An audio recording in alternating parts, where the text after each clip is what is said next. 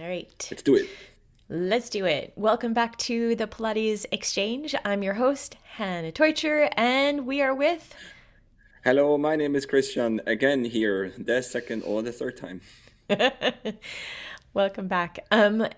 Pilates Exchange is where we talk everything in the Pilates world for teachers and studio owners or everyone that's interested in Pilates. So expect a lot of, I think, hopefully important information. Take what you want, leave all the rest. Like all of these episodes, these are guidelines maybe or suggestions. They don't have to be what you do. It's just coming from our experience of decades of teaching and studio ownership, right? Yeah, let's say it's just one perspective. It doesn't Yeah, have it's to one. be your perspective, the stuff we're going to talk about. Absolutely. So we picked out another a big subject, and it is in a series, let's say, of where we talk about really hard things that have been going on in our lives. And the reason why we're doing that, just to be clear, is hopefully by shining a light on some of these big subjects, we help other people get over the sort of the taboo subjects. So unfortunately, it's hard, and we don't have a lot of language around these things. So we're going right back into supporting through illness, care, boundaries, and just trying to stay human through all the hard stuff that happens in life. Yeah, that's true what you said about the taboo theme is especially in the man's world, let's say, we don't really talk about our deep emotions, thoughts, and what we really, I don't want to say all men, just most of them. So it's really important that we talk about the things where no one wants to really talk about, that maybe opens up the conversation for people when they see, okay, he was talking about it or she was talking about it, so I also want to talk about it now. Maybe And what you also, also and sorry for interrupting, Chris, but it's no, no, you, also that was it's also that we have, not only just with men, but also in the wellness world and the Pilates and sport fitness place that we're not often talking about the very real human things that happen to us sometimes. Illness happens, and the specific in our case, cancer happens, and what do we do with that? Because I think there is this myth that when you do everything right, like the healthy eating and the sport and all the things like we always try to do, that we're untouchable with the hard stuff. And that is unfortunately not the case, and when we're just looking at the statistics, cancer happens a lot. And we could do the very best we can to make the outcomes, as good as possible. But it's hard. And so just statistically speaking, this is a conversation that we need to have because, if it's not you and if it's not the person that's, your partner, it is definitely happening in your studio. It is definitely happening with your clientele. And so we're trying to give you guys some language around this, and talk about the stuff that no one's talking about. So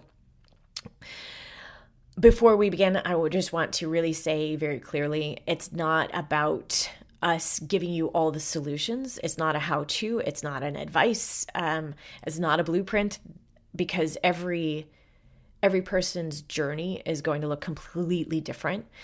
Each person needs different things at different times. And what we're trying to do today is just share from our personal experiences, our observations, what we've lived through, things that have helped, things that didn't help us, but that might not be true for everyone, and some things that we wish that we had known sooner. We're trying to keep it sounds really stupid, but like keep it human, not heroic. That's not what the thing is.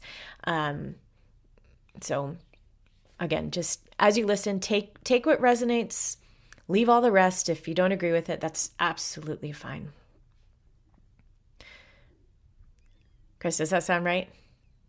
yeah, yeah. No, let's start because I have already some things on my mind and I don't want to explode it too early. Let's say. in a good way, exploding, explosion. Yeah. Okay, well then let's start here, and then we're gonna go straight into that.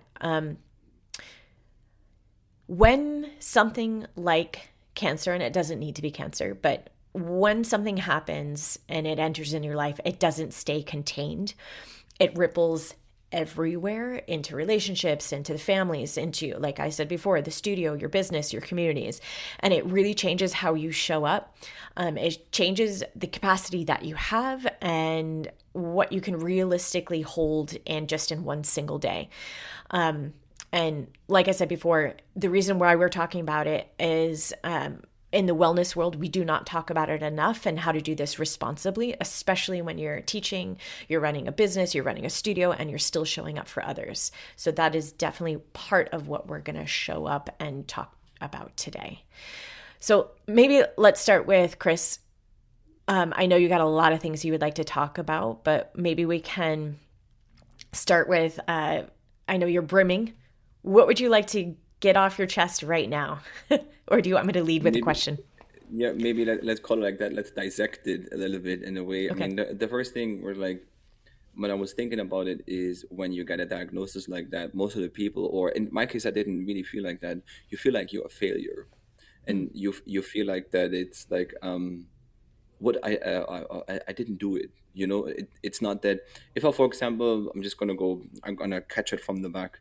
If I, for example, would take my road bike and I would run down a hill without brakes and I would fall, that's totally my fault. And it was totally, I would be like, it's your thing. You've done this one. You have to show responsibility for that. And I would be mad at myself for a long time if I injured myself on purpose. But in this case, it's like the cancer diagnosis. If something like this happens to you, it just happens to you, and you're looking at it, and then it's like it's not your fault. It's what came a couple of weeks or months later into all the treatment and stuff, and came to my head, and my brain was telling me it's not your fault. You couldn't do anything about it, so you only have the only one chance is you either. No, you don't have a really. I always say this is my opinion. You don't really have a choice. You just either like kind of no, there's no either. You have no choice. Your life is going to change, and you just fight for it. And what we're you and I, Hannah and I, were talking about always when we go with our doggy for a walk, is that we're saying that most of the people, they then, or it depends on what you have been before. If you have been a strong and positive person before, you will keep this.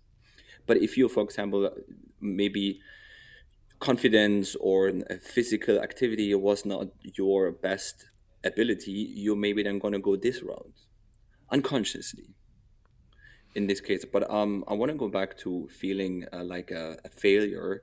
I'm glad I never really had that. But Hannah, you were saying about the wellness industry, that on all the social media platforms, everyone is posting, oh, I did 10 reps with this amount of kilograms, or I did 400 workouts this month, or stuff like that. Everyone is talking about more and more and more. No one is really talking about what do you do when A, B, C, and D happens to you.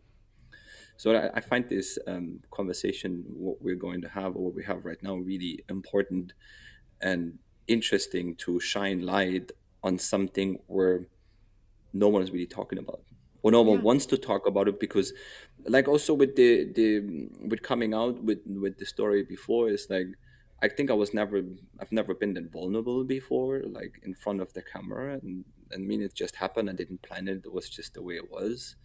And just want to say just a really quick thank you for all the support, for all the messages, emails, DMs we got. Thank you so much for everyone who really helped, and really knowing that you're not alone, that there's so many other people out there. They have the same diagnosis, they have the same thing, but of course each individual, everyone has to deal with the kind of different way. And that's again, thank you so much everyone for reaching out. Yeah. I also want to say thank you to our community that really has been at times a little overwhelming, but we'll get there. We'll get there in a second.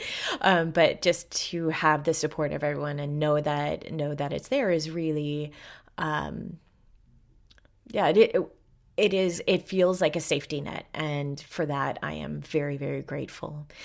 Chris, I want to touch on something that you said, a couple different aspects of what you were just talking about. And one of them, a big one, is sometimes in the wellness industry, you hear language that really makes it feel like if you're not doing X, Y, and Z, then whatever sort of terrible diagnosis that comes up, that it is your fault. And it's not. Like it's really like I lost count of how many people, how many Pilates teachers and yoga teachers and studio owners that are in our community, in our social media community, that contacted us privately to let us know what they are going through, right? Like it is everywhere, all over the place. And I have to say, if we're looking at healthy lifestyles, like we are walking the walk, we're doing the thing. And so it doesn't mean that if you do have a cancer diagnosis, or whatever that diagnosis is that you're doing things wrong, right? Mm. It Doing all the things like of a healthy lifestyle, they help your outcomes. They reduce chances statistically of getting disease, but it doesn't eliminate it.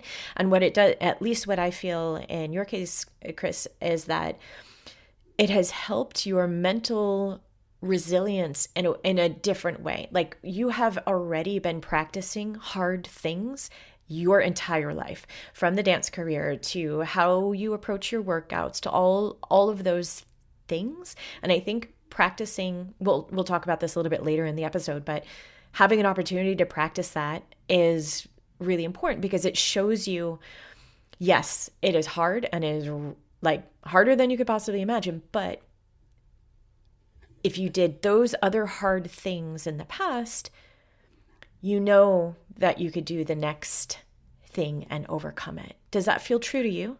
Yeah, yeah, exactly. It's like maybe of course, I was practicing my resilience a lot, like doing a workout when you're not really motivated, but just every minute counts, even if it's just 15 minutes, or just getting over this, like, should I start or should I not? Oh no, I'm going to do it tomorrow. And after tomorrow, it's going to be 4 years and you haven't done your workout. So that's not what I did. I was like, oh, not really disciplined. And I knew that working helps me. First of all, the resilience, the physical abilities you're going to gain.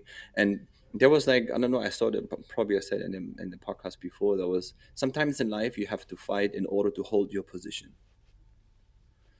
That means you fight and you not really gain something, you just hold your position, just you stay where you are. And this is what I find really important. And all these aspects of physical resilience and mental resilience came into place, and I was practicing these ones unconsciously before, and now I really needed them and they were there. Now, it's so interesting that sometimes what happens with your body when you don't do a thing consciously. I want to lift this 50 kilos. Sometimes, or maybe it's like that. I don't know if it makes sense. Hopefully, I always use this example when a mom is on the just a little story. A mom is on the way with the kid, and then all of a sudden there's a storm, and then there's a big piece of wood falling onto the kid's leg, the daughter's leg, and then all of a sudden the mom never really lifted weight, but at this time she couldn't help her daughter coming, lifting this piece of wood, which is like 50 or 80 kilos off, because she didn't really think about it, she just did it. And sometimes this unconscious stuff would I also didn't know I have, and now I know I have, and I hope I'm not going to need this one in this case again. But it's in all of us, but we need to kind of practice it and keep it alive. What sort of support from your side, what actually felt supportive at the initial diagnosis time? I mean, when yeah, we are talking about before, I think we come to support each of the person itself need to decide if you want to go out with your diagnosis. Do you want to tell people how much you want to tell, or you just keep it to your close friends or to your family, or you just keep it to yourself? But if you decide to be open with it, this is what I did. Not relatively in the beginning, not, but after I was like, I need to tell people what's going on, because we're just kind of canceling classes and stuff like that. So that was important. So to me, Actually, support is that you have like a structure in your day, that it's you're staying at home, you have like the same routine, you have your bed, so you don't really have to concentrate on new things that much, because everything what you're going to get after your diagnosis, your life is going to change. That's for clear. And of course you decide yourself how much you want to do this one. But the important part is for me that I had the feeling that you were there. That was really important. Then our doggy was helping me a lot, and this time he's just over there sleeping. and and then being at home, having the environment where you just don't really have to think about something. And then probably your next question's going to be support about the then, for example, then when you decide to tell what's going on in your life, you receive messages. People want to reach out. People want to tell you that they're thinking of you. But looking back at this time, the beginning after getting the diagnosis, I actually, if I could do it again, I hope I don't have to do it again. But looking back, I wish I would have taken more time for myself. Mm. Just like kind of not pushing people away, not, I don't want to say it, just saying okay, because there's so many things you have to then talk to doctors, and you reach or me, you reach out friends, and then you have some doctor friends, and because you want to get as much as information as you can. At least in our case, we wanted to do this one, to tackle that, to get an overall picture, because we didn't know what it is. I didn't know. I learned so many medical terms, so many anatomical things about myself, bladder, urine tract, and all these things. I don't have to tell you all the names. We can all look them up. But you inform yourself what's going on. So I wish I could have taken much more time dealing with this one and taking the time for myself, or just sitting. But in this moment, I had the feeling, the urge that when I, for example, received the message, whatever it came through WhatsApp, whatever, that I had to answer, and I had to tell the person, no matter what it was, who it was, that I'm okay. And looking back, I have sometimes also the feeling that I needed to tell myself that I'm okay. Not maybe that's why I had the urge or this feeling telling the people I'm okay, that I know that I'm okay, because I had to repeat it. You're okay. You're okay. You're okay. You're okay. Just to give yourself maybe a little bit of normality, because normally what you always hear about this diagnosis, oh, I don't really like the word cancer so much, so that's why I use tumor a little bit more. This is just my personal opinion. It's not that I'm not using it. It's just to me it sounds better. When you get this diagnosis, you're just kind of in a way lost. And I mean, it's so many things, but now I forgot what I wanted to say. But maybe it will come back to me. So maybe Hannah, you can move on with the next question. What I noticed from the caregiver side of it, and it's not that you needed a lot of care, like you were really pretty much independent the whole time, but as the, say, emotional caregiver, on the outside, the things that made life feel normal were the things that we leaned into, like you were saying, like the schedule. That was important to try to keep it up as much as possible, of getting up at a certain time, and having the breakfast, and not talking about the C word all the time. And then I think part of what was, at least back then, what you were explaining to me, is that part of the time answering people on WhatsApp or whatever messages of the close, it was a small amount of people that we actually told at the beginning, that it was exhausting for you in the beginning because you had to retell the story. But part of it was also normalizing what was going on, like not just pushing it completely away, and then also giving yourself that affirmation that things are going to be okay. Like we will find your pathway through it all. So I don't know, take what the person listening, take what you want from it. But it is also on my side, it was absolutely exhausting to have to tell people the details. So I would say, as a tip, if you're hearing someone else's story, let them do the speaking and please don't pry. Like the details will come out, but the it is so exhausting mentally to have to go through with every separate person all the details and how did you find out and then what's next and what are the one that I hate the most. I can't even believe that people ask this, but they do. What are the survival rates? I'm like, really? Get a grip. Like, what sort of? Thank you for bringing that up. But anyways, that's a whole different thing. Um, yes. So coming back into things that are supportive, sometimes people don't know what to do or say, and that is okay. But sometimes it feels like the person that has the diagnosis and their caregiver has to translate a lot of information to make it feel supportive. Do you know what I mean? Like, I know people have good intentions and that's why they're there, but sometimes it was like, okay, I need to I need to flip the script in my head because either this could feel really crappy right now or I can make it feel supportive. And so there was a little bit of work that I had to do on my side, which we will get to in a moment. Yeah. Yeah, I mean, if you're in a decision, in a situation that you hear your close friends, family member, someone has a diagnosis like that, I mean, I would probably also recommend either if you're really clear with your words, what you want to say, like kind of respecting the privacy of the person, just reaching out and telling them we're thinking about you, and then also adding at the end or in the beginning that you there's no need to write any answer back. The person that doesn't have to respond. So writing this one would be also great. And at this time, I didn't also really know. I don't know what I would have said if you, for example, would have had or family whatever on our side. I wouldn't have didn't know what to say because you're out of words.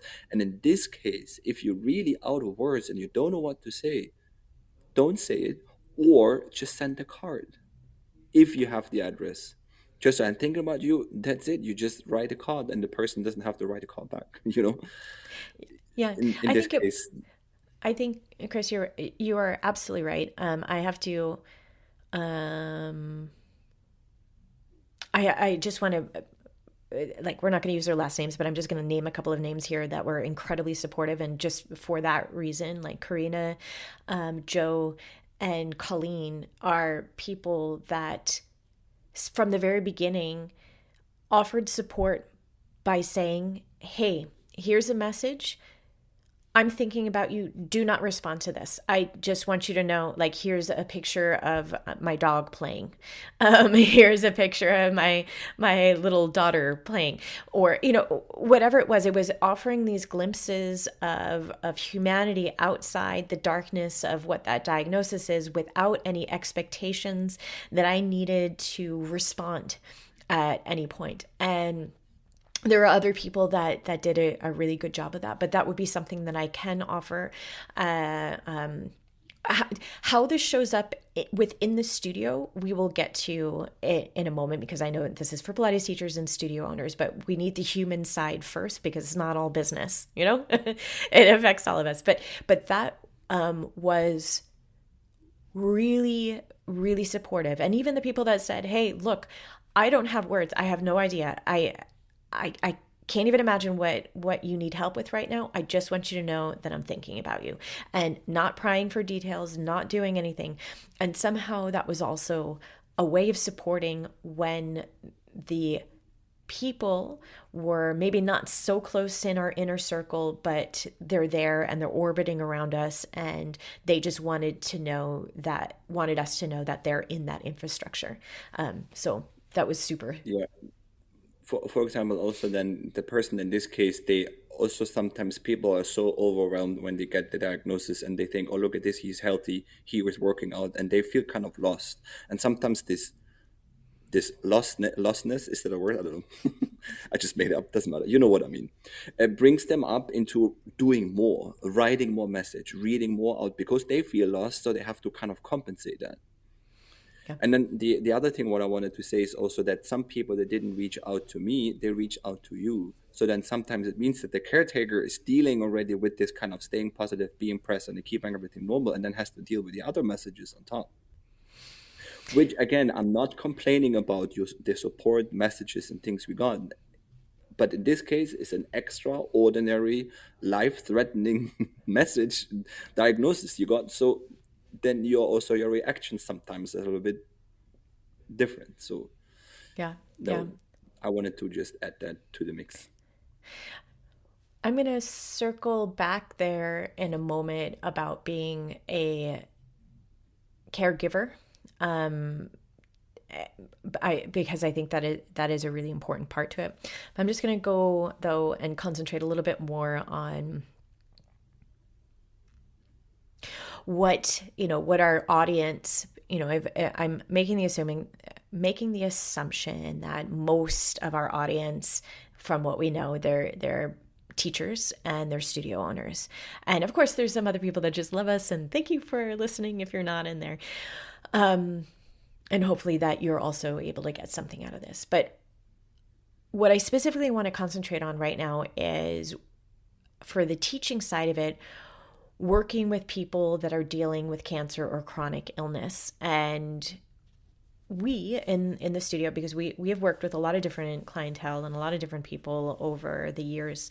And whenever it is medically allowed, we allow them to come in and train and have that normalcy whenever possible.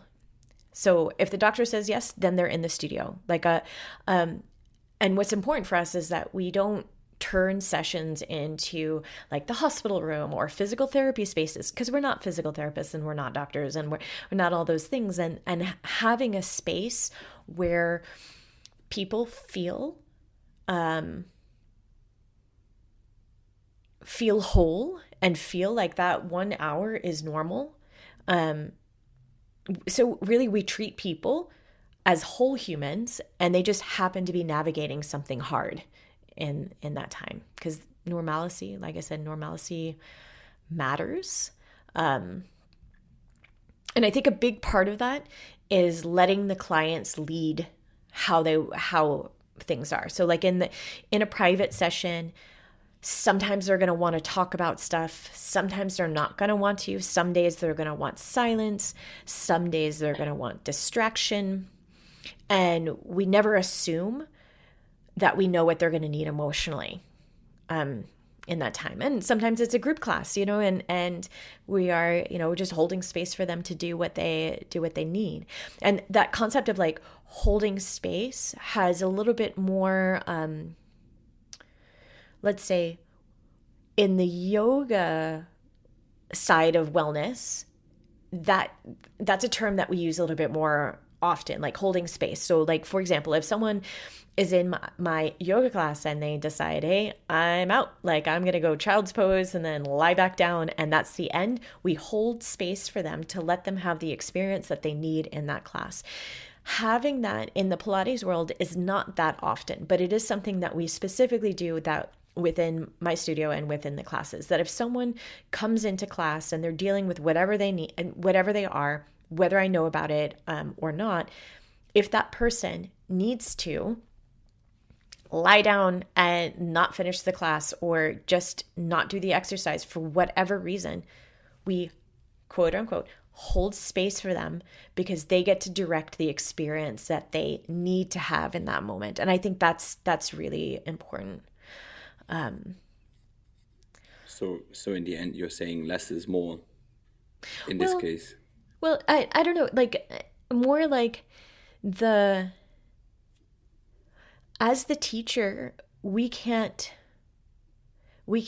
sort of put them in a little box of like, okay, you have cancer, so you're going to behave this way or that way, or you're going through, or you're after, like you're now clear from cancer, you're supposed to feel like this or that. Like we don't know, each person is so completely different, and I guess that's the point of it, is that each journey is so different, and allowing room and space for that to unfold in the way that it does. I also want to Yeah. say, really important is that people sharing their journey, it, like, there's a consent, like we're saying on that side, they could either share or not share, but you also, as the teacher, you get to have consent in those conversations. So sometimes we can't hold space for whatever reason. Like emotional availability for you as a teacher is not automatic, and it is not owed. You are not a teacher out there. You are not their therapist. There's a lot of, there's a time and a place for everything, and it is completely ethical to say to someone, I can't hold that right now. That's okay, because we can't be also an emotional dumping ground for everyone and everything at all times, like you're teaching a movement class. But it's Yeah. it's a the human body has a, like, it's, when we're moving, we're also like, you can't just separate human body, oh, and then there's my emotional body. Like, it's all connected into that one human experience. So it is tricky. Yeah, I think also that it shows a big trust from that person who's coming to take your classes with this diagnosis. And then let's also don't forget that maybe the person will tell you in the first solo session, I had this diagnosis, but the diagnosis was already half a year ago. So the person learned how to deal with it. And then for the teacher, it's completely new. And then you're going to be like, oh, it's crazy, blah, what should I do? What should I do? And blah, blah, blah. And the thing is just like, okay, here, what you need, like you said, what we had in our conversation when we are going for a walk, you were saying, okay, what do you need today? You just want to lie down, you just don't want to talk, you just want to do stretching, it's your class. Yeah. Because Yeah. sometimes with this overcompensating with making something up, or not making something up, overcoming this kind of um, feeling lost in this Mm-hmm. moment, if as a teacher you don't have so much experience. But maybe now your next question, or my question, would be, how would I react now if someone comes to my class as a solo client and is telling me um, a diagnosis that we have a similar one? If we just go off the topic for a second, Yeah, absolutely. I, I would be what I find interesting is when I was in a hospital or somewhere else, you always connect immediately if you have the same diagnosis. Even though it's a different medical plan, a different treatment, you always have this instant connection because you have something to talk about. You feel immediately this kind of we're there for each other. This kind of this is hard to describe. It's like I've talked to people in the hospital I've never met before, and we just talked for days. Sometimes we did not with other ones, but there was just I was sitting next to a lady. It's like, ah, yeah, what's your diagnosis? Ah, okay, good. Wishing you all the best. And or I met before I went to the radiation. Always this older couple. The man didn't talk at all. The older lady always said, ah, good morning. How are you today? Blah blah blah. We just had a small talk, and then we're fine. So just this, what I would do is it doesn't mean that a person who had the diagnosis is the best teacher. I just wanted to say that it's probably easier for me right now in comparison to before to handle the situation Mm. if someone comes into my class Mm-hmm. with a diagnosis like that or another life-threatening diagnosis. Mm-hmm. I would be much more calm or more threatened before. We'd be like, oh, what's that? And here, can we do this one? Blah, blah, blah, blah. But you always put your brain, because you sometimes then connect it to yourself. What would you do if you would have the diagnosis like that? What would you Right. say? What would you do? Or would you? Yeah. But it's not always about the teacher. It's sometimes about the Yeah. person who comes in most of the time. Well, and also, like, let's say fragile or medically fragile people, um, doesn't mean that they're incapable. Like, if someone is more vulnerable for whatever reason, we adapt, but we don't remove the challenge from the session. We're creating spaces where there are appropriate wins for them. if that makes sense to you. So like you make you make sure that the session, whether it's in a group session, group sessions of course are harder to In this case, yeah, design the entire session. You know, we can't be designing for yeah, entire sessions for one person that's in there that's going through this. But you know, in a personal training situation, you're looking to design a session that is appropriately challenged so that they can get those wins, that because confidence matters in you are not your diagnosis, right? But you're more than that. you're more than that. But sometimes you need to be reminded of it because cancer becomes so big so quickly. There's so many things to take care of. And by having having sessions that reminds people that they could still face hard things and do really well with that. So treating people with treating people normally does not mean ignoring the illness, but that normalcy, let's say, can be regulating to them, because I think it's also in a way treating people with dignity in that sameness, right? Like we can't, if we isolate people, oh no, you can't do this, you can't do that, you can't do this, like you already feel, because of the amount of Yeah. appointments and the amount of things, right? Like you feel othered anyways. It does that make You sense, feel Chris? not normal. You feel not normal. It's not that you're going to pamper the person who comes in. I'm sorry, excuse Right. my language. It's just you maybe in this ways the word that came to my head is you're guiding the person back to the old or a new or a different strength. Right. But and Right. then like that brings me back. I don't know if it was a beat. It brings me to the next point. I don't know if that's the next point. Let's see. You can tell me. No, keep it. Keep your thoughts. It's about moving and working out. Even though always when I got the allowance from the doctors, I asked them always the last day, what can I do? Of course, you Right. have some restrictions. If you have radiation, if you have the chemo, no sauna, and all these things, you can look it up. I don't want to bore you with these things. But in the end, sometimes, please, all the doctors, they treat me, please don't listen right now. Because most of the time they told me, yeah, wait a little second, don't do this and don't do this, it's too early. I was already doing it. I wanted to come back to it's not that I was lifting 400 kilos and was going for a marathon and stuff like that. Of course, I watched for what I was doing, but I always had this urge, even more than before, or maybe motivation to move. Because in that time when I moved, I felt like I'm, I felt maybe it's only what I did. I felt myself, my body again. Not no before coming back to this one, it's your fault. You're not normal. You're a failure. I never had this one, but some people think like that. But it gave me the feeling moving out the a way of freeing myself.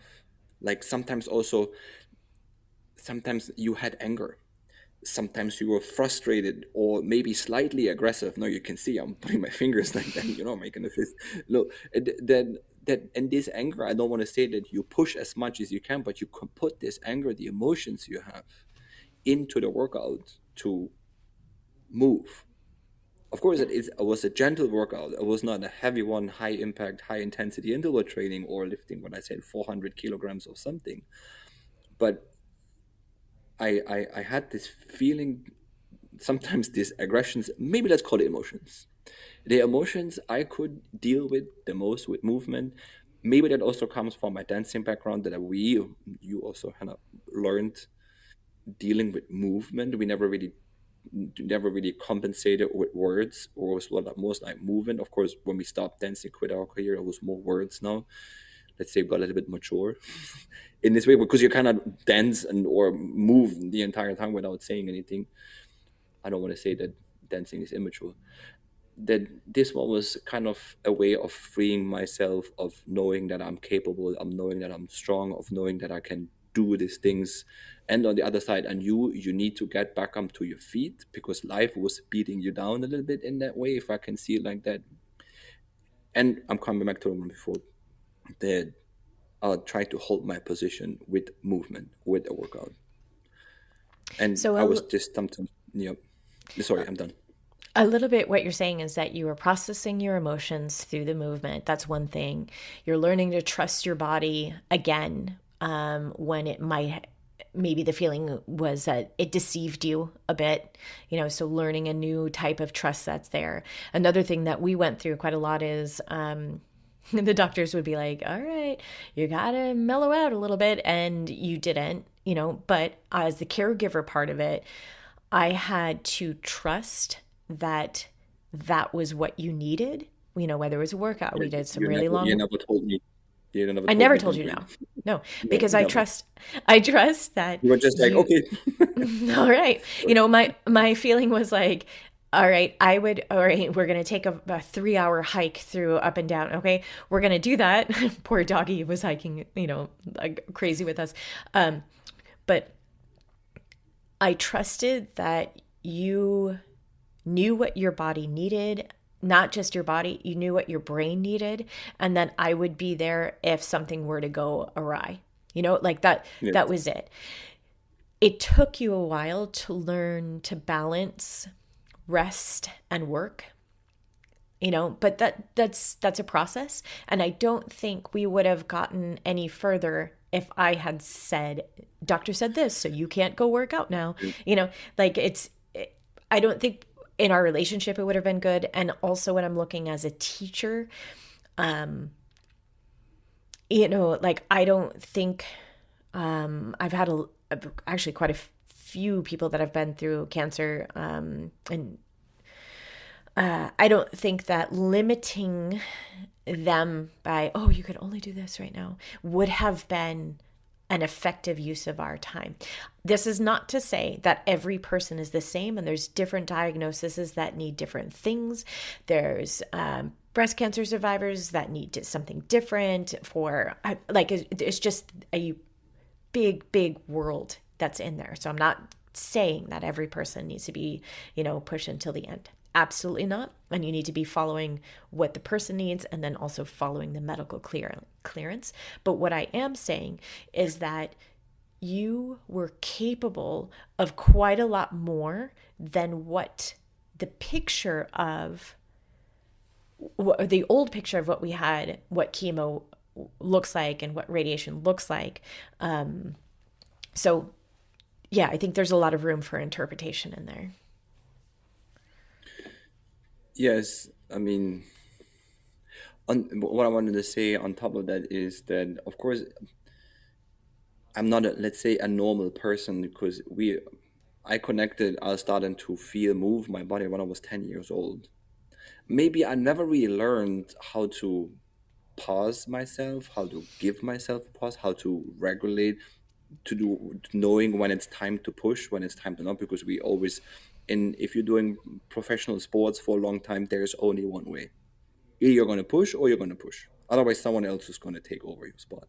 So I never really learned how to hold back. But in this case, also, I always knew when my body was really tired, what the symptoms are. I just had to relearn them after the chemo radiation stuff. What are the symptoms now? The first time I got always after the first time I got headaches a lot. So then and then okay, headache is danger, or like danger. Okay, let's take it easy. Let's rest for 2 days.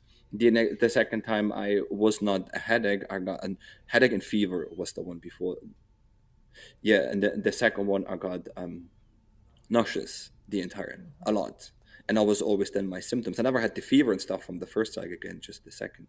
So I basically had to learn the symptoms for my body to read in a way that I am not overdoing things. And I always, then yeah, and I always then thought that you can only go to bed when you are tired, and that is not true. Yeah, you did a lot I of learned that now sleeping. with my 42 years old. Yeah, sleeping is good. Yeah, Sleeping yeah. is good. So this is what I wanted to end.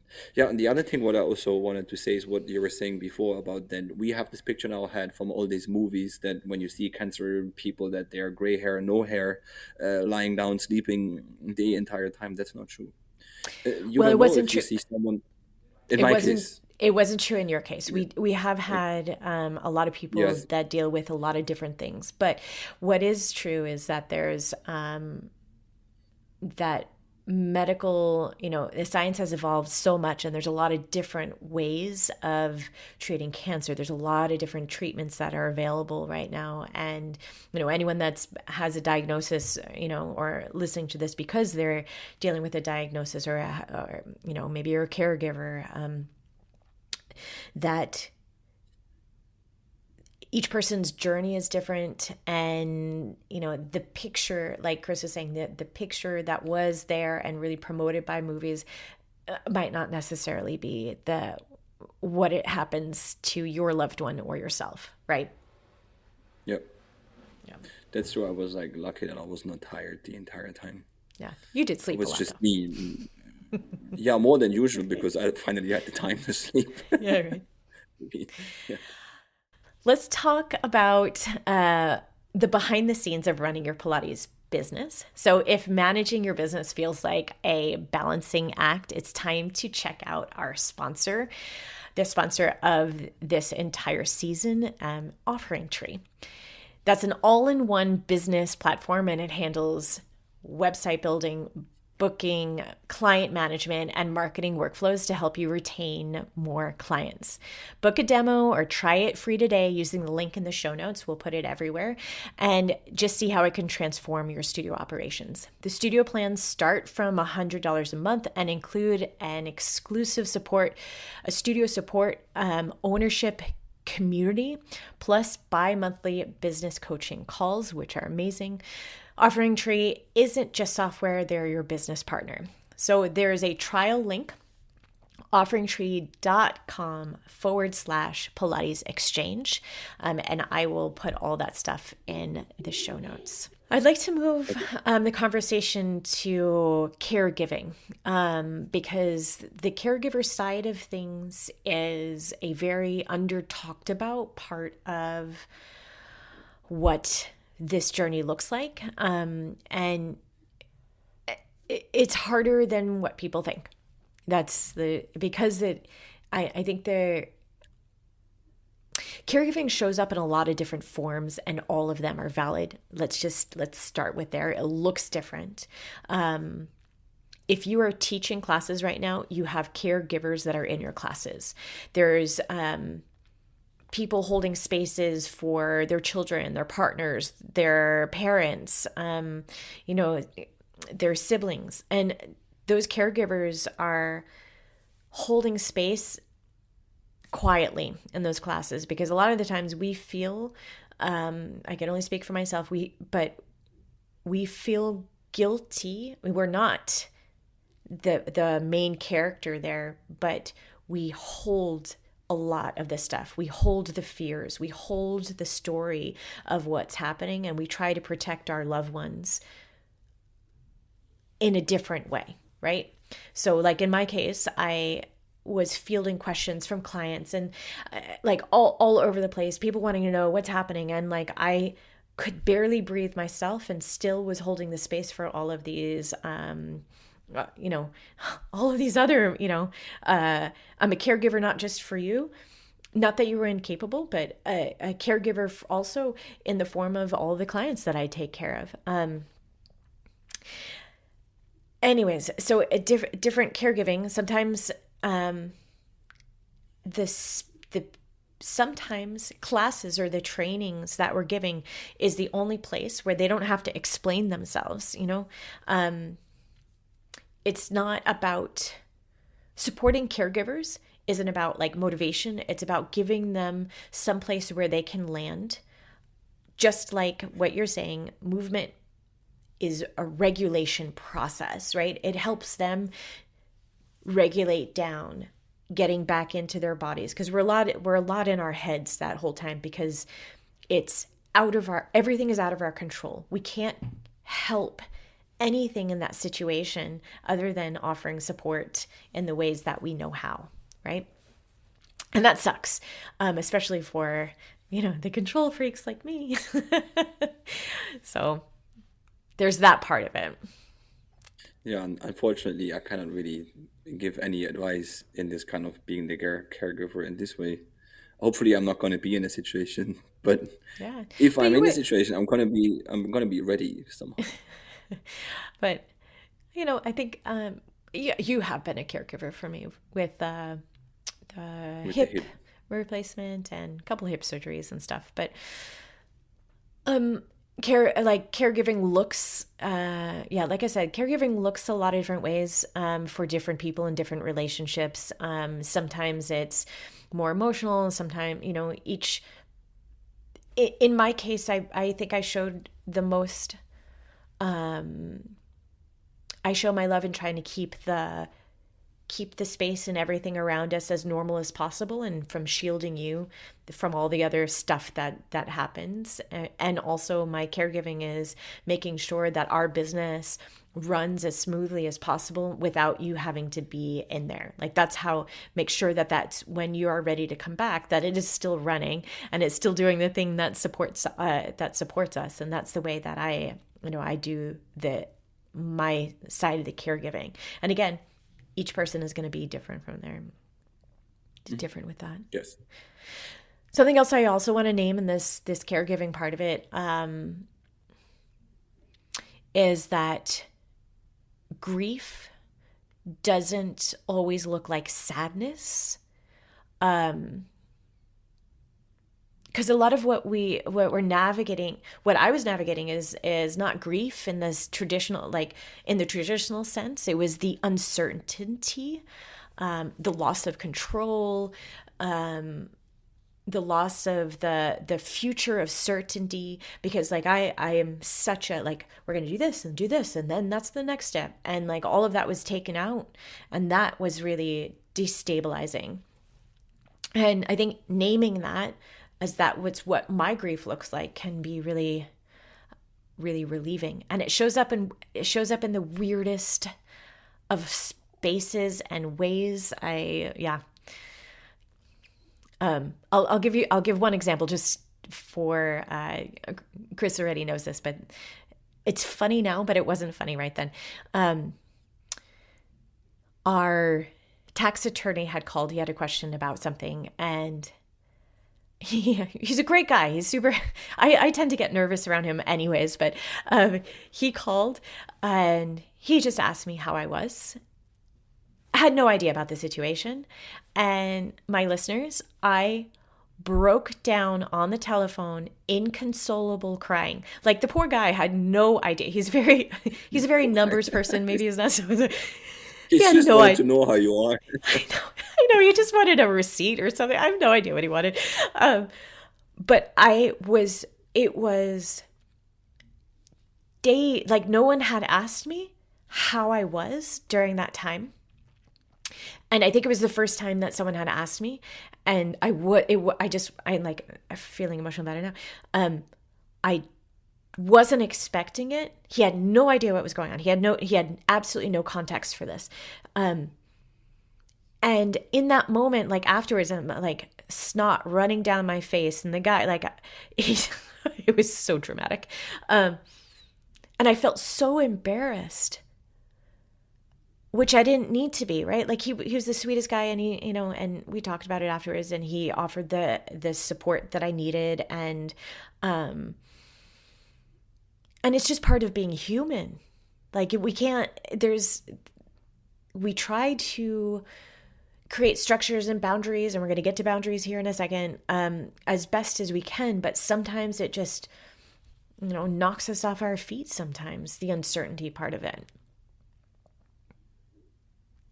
Yeah, yeah. This is what can happen. You of course you didn't plan that. It just in this time it came out because yeah, of course everything's about you, your partner, about me. They always want to know about how he is talking from your perspective. No one asked you how you are Yeah. in this case, Yeah. seeing it from the caregiving side. That's a really good, the really good bridge for boundaries. That is true. No, this is, What would be, you know, yeah. So, what would be the boundaries you would have done, or what would you give as well, advice? Yeah, so I think the boundaries are going to be both as as the teachers and the studio owners and stuff. What I realized is that I couldn't process all the stuff and teach at the same time. So if I was going to give a class, I couldn't talk about the diagnosis and I couldn't hold emotional space for those types of questions and still deliver a great class and a great experience for my people. And so I really needed to separate. And it wasn't like it's cold, but it was a survival mechanism for myself. And people would ask me, "How can I help?" And most of the time I had no idea. I don't know. Like the question is like help, yeah, like take away the cancer diagnosis. That would be helpful. Like there's nothing to do. But the things that were the most helpful is like really clear actions. Like for example, I'm going to bring you lunch tomorrow. Is that okay? Yes, that's great. Like making decisions for me. My team was great. They like Tara, Sabrina, everyone on the team. They made sure that on those long days, and they could just see it in my eyes. They made sure that I had food and snacks and coffee and water, and that was helpful. That was a different support. But going back to boundaries, I tried to be as clear with my boundaries as possible. And when I did start to tell people about what was happening, because, like we said, we had to take you off of the schedule, and our other teachers started to step in. And so my conversation with people was really clear. I said, I would bring people in small groups that needed people that needed to know. And I said, hey, I'm going to give you information right now. I cannot be available for questions about this right now because it is too much for me. So I ask you that at the end of this conversation, I'm going to let you know, and then I'm going to leave. I'm going to leave the space, and it's not because I don't care and I don't want to hold the space, but I cannot emotionally do this and still teach classes for the rest of the day.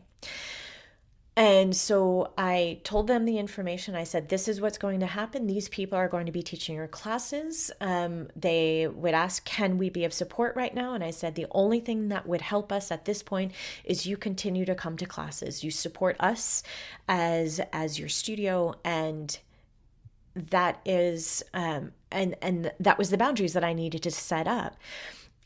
I would say 90%, 99% of the people understood that, and they held space. And, Chris, they all love you. So they were all emotional as well. But I couldn't be part of that emotional process because I was in survival mode, right?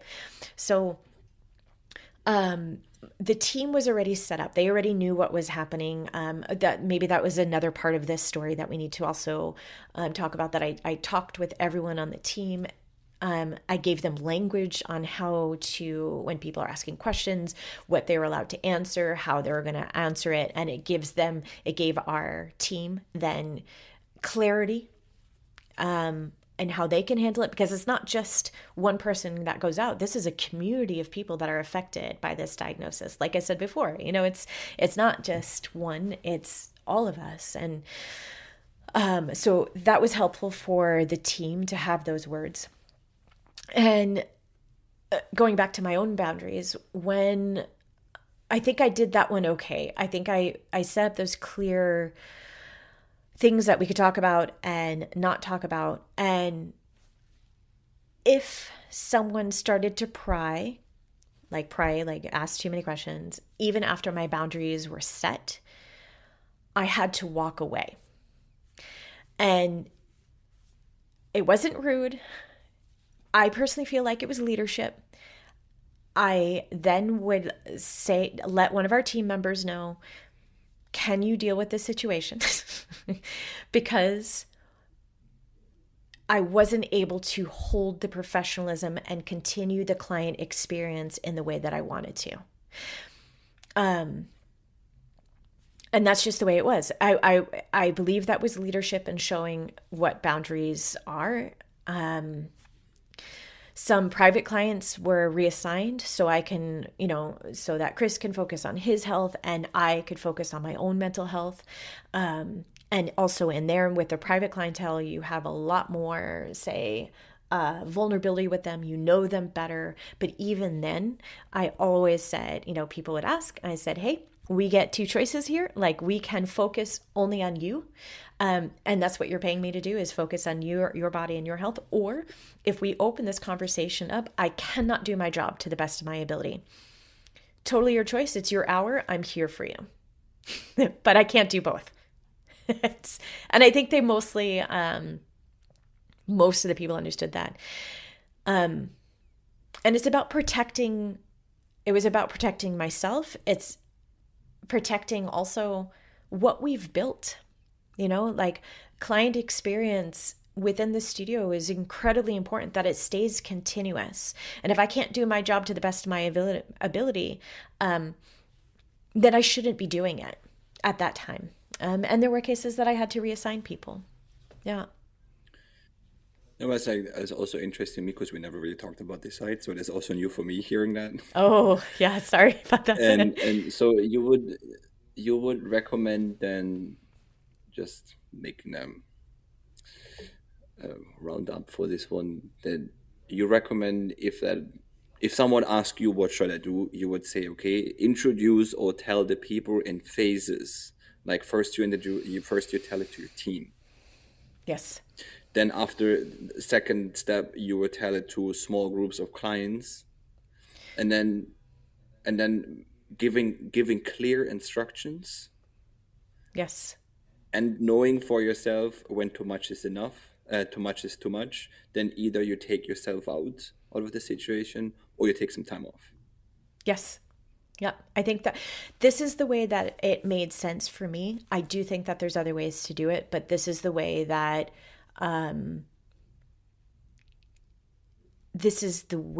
I feel helped make structure to deal with some hard stuff in there.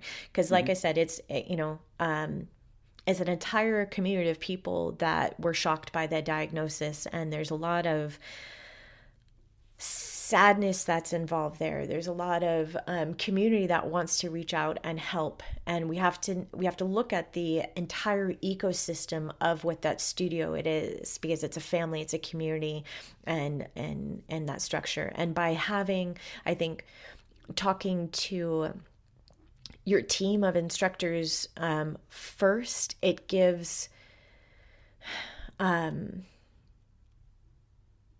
it enables them to have language as well. I do believe that you should also say the language that they should be using, and what, again, they had always more information than what our clients had, because yeah, that's just the nature of it. And it also shows how much we trust our team. That's Hmm. Yeah. But again, there's a million ways to do this.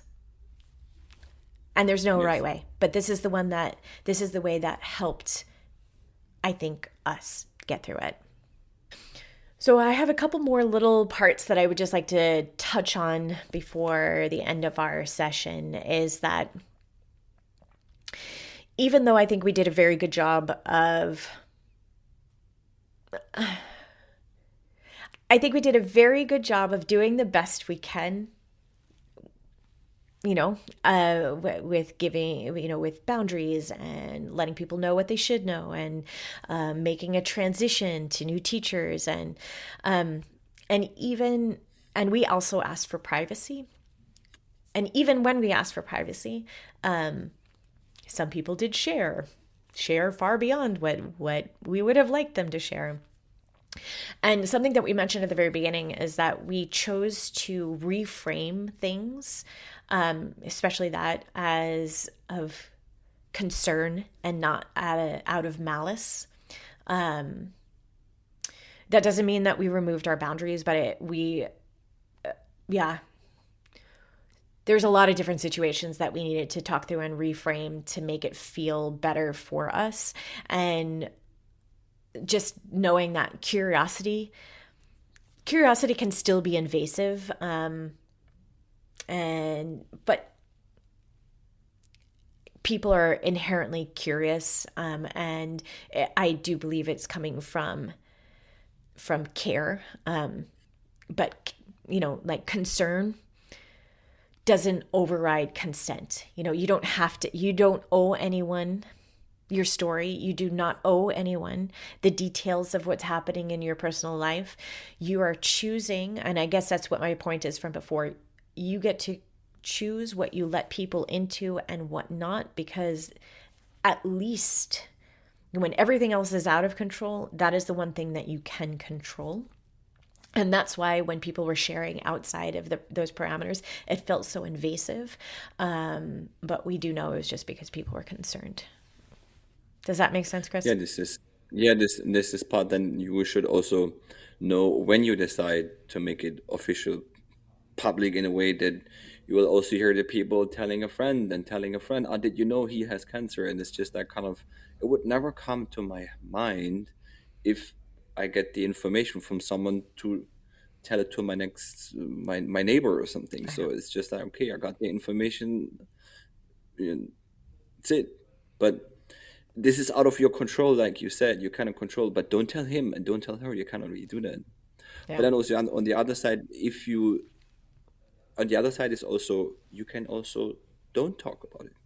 You don't have to talk about it. Yeah, You can keep it to absolutely. yourself. Also fine. It's not.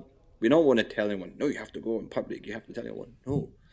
If you feel like, do it. If not, don't do it.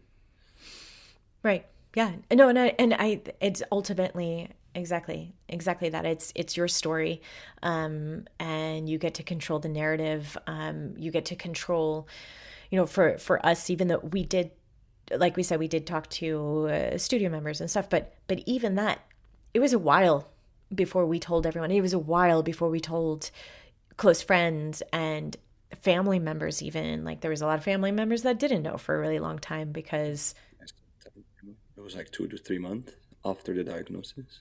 I yeah, had already been going through like the two endoscopies. Yeah, I yeah, remember. Yeah. yeah.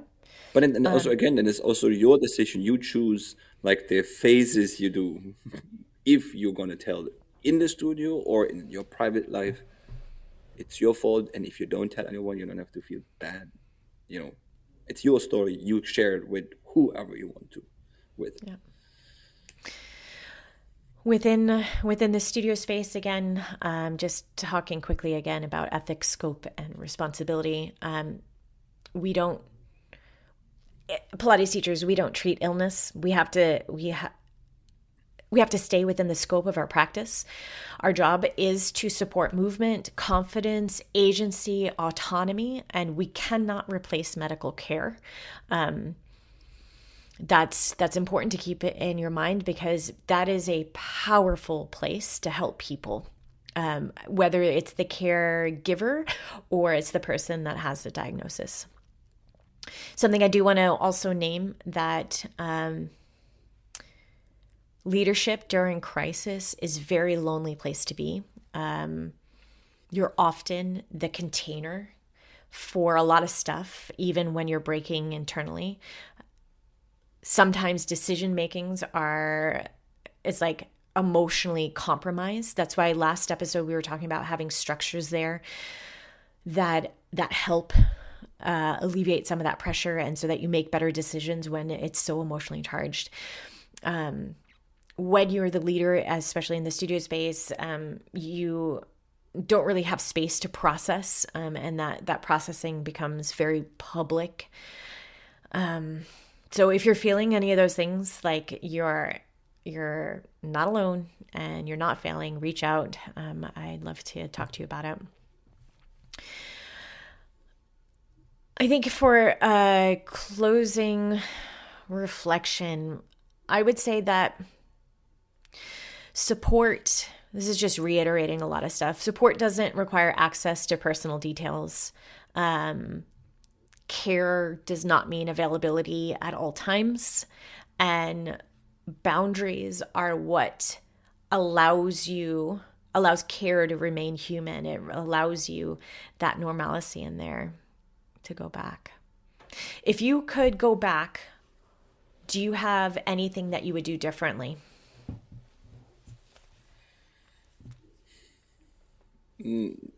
I would still, I'm still sticking to the idea of telling people but also now knowing what happens when you tell people, when you let the bird free, let's say, more if you want to compare it like that. I'm still sticking to the one, what I said in the beginning, of allowing myself more time, dealing with the situation, getting all the information, making, let's say, a plan, even though there is no plan, kind of is dealing, being fine with it, not feeling like a failure. Things kind of what I never had, but this one, like allowing myself the space, the time to really know what's going on. And other than that, everything what I've done in between treatment for after and thing, I would probably do exactly the same, because most of the things there were not consciously. I was just, my body was doing it by itself somehow. I don't know. Don't ask me why. Don't ask me where this where this what you call this, the voice is coming from inside of your head. But I think people they're listening who have been in a similar situation would know what I'm talking about. It just, it's like a kind of like you said, a survival mode, and I don't want to call it emergency. No, it's just something which is there. You're just doing it. There's a big voice there. You just follow, and everything what this voice is telling you is right. You don't doubt it somehow. That was for me. Okay, I just give you just one example. I was in the chemo, and the second time I was really, I had nausea. I didn't feel like eating. My belly was bloated from the radiation and stuff. I didn't feel like eating. And then my neighbor, he was sitting across on the other side. He just was like, "Ah, I don't feel like it was a vegetable stew." It's like, "Ah, I don't like it. It tastes awful." And I just was sitting there. It was just, I saw the, I have the picture wrong. I saw the bun next to me. I was like, okay, now you take the spoon and you eat. Now you take the spoon and you eat.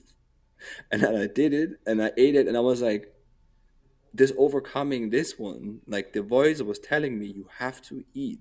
So like you're standing after a sauna in front of the cold water pool and you're just gonna step in.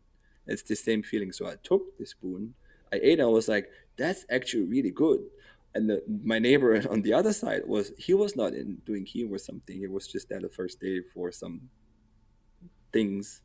And that was so interesting. Then from that moment also on, I was just like even trusting my inner voice even more, because it is important to eat Mm. at this time. So Yeah. that was my advice. I would say my advice would be, if I could do things different,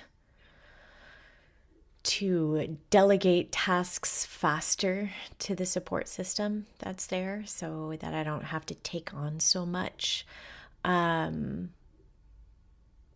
That giving, just like what you're saying, there's step by step. For some of us is going to be one bite at a time.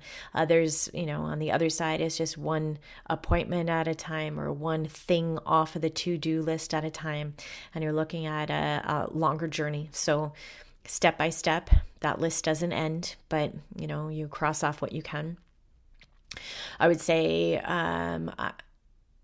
if I were to give myself advice looking back, redesigning life and what that looks like is an ongoing process, but it always has been an ongoing process. So sometimes the grief of, oh, this is not what we signed up for, or what we thought life was going to be like. Well, it's always in flux, it's always changing, it's always evolving anyways. So there's no would have, should have, could have. It is, well, what can we redesign to make this even better than it could have been before? Exactly. Yeah. Yeah. So if this episode helps even one teacher or studio owner feel less alone, then I'm so glad that we did it. Yeah, then it's done its job. So take what resonates, leave all the rest, and remember that, I don't know, professionalism and compassion, they could coexist. Yes, exactly. And I always come to my favorite phrase: where there's life, there's hope. Absolutely. All right, my friends, happy teaching. We'll be back next week and we're going to continue the conversation, hopefully with some good news. Have a wonderful week and we'll see you next time. Thank you so much for listening. Bye bye.